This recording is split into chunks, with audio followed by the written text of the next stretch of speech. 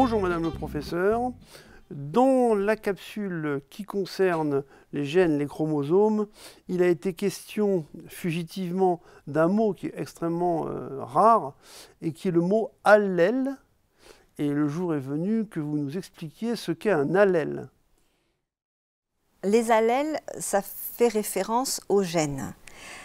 On appelle allèles les différentes versions d'un gène. Comme par exemple une voiture, une Clio peut exister en version bleue, rouge ou verte, un gène peut exister en différentes versions. Je vous donne un exemple. Le gène qui détermine la couleur des yeux, il existe en deux versions.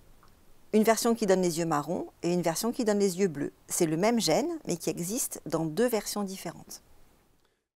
Et alors, ça veut dire qu'on n'a jamais deux fois le même chromosome, il y a toujours des petites variations? Si, on peut avoir deux fois le même allèle. On peut avoir deux fois la même version. Effectivement, on a deux chromosomes de chaque, on a deux copies de chaque chromosome, une qui vient du père et une qui vient de la mère. Donc on a deux copies de chaque gène, donc deux allèles de chaque gène. Ces allèles, ils peuvent être différents ou ils peuvent être identiques. Je reprends l'exemple de la couleur des yeux. Pour qu'un individu puisse avoir les yeux bleus, il faut qu'il ait deux fois la version bleue. Père et mère bleu. Voilà. S'il a un allèle qui donne la couleur marron et un allèle qui donne la couleur bleue, il aura les yeux marrons. Parce que ça fait référence à une propriété des allèles qui sont soit dominants, soit récessifs. Un allèle dominant, c'est quoi? C'est lorsqu'il est présent, c'est lui qui détermine l'aspect. L'allèle marron est l'allèle dominant pour la couleur des yeux. L'allèle bleu est l'allèle récessif. Pour avoir les yeux bleus, il faut deux fois l'allèle bleu, alors que si on a marron et bleu, on a les yeux marrons. D'accord. Et alors, on parle aussi, alors dominant récessif, on a compris, mais il y a aussi des allèles qui sont rares ou fréquents. Alors, il y a une autre caractéristique que l'on donne aux allèles, qui est l'allèle sauvage ou l'allèle mutant. En fait, l'allèle sauvage, pour les généticiens, c'est juste une convention.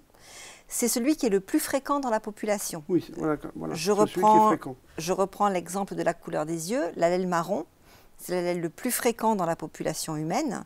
Donc, on décide par convention que c'est l'allèle sauvage. Donc, il est d'une part dominant et d'autre part sauvage. Voilà, ce qui n'est pas lié. Ils peuvent être dominants et récessifs, sauvage et récessif, ce n'est pas lié de sauvage et dominant. L'allèle marron est l'allèle sauvage, et en fait, l'allèle bleu découle de l'allèle marron, c'est une variation de l'allèle marron par la survenue d'une mutation dans l'allèle marron. C'est pour ça que l'allèle bleu, on le dit mutant. Donc le mutant, c'est celui qui déroge au cas général, en fait. C'est celui qui dérive de l'allèle qui existait initialement.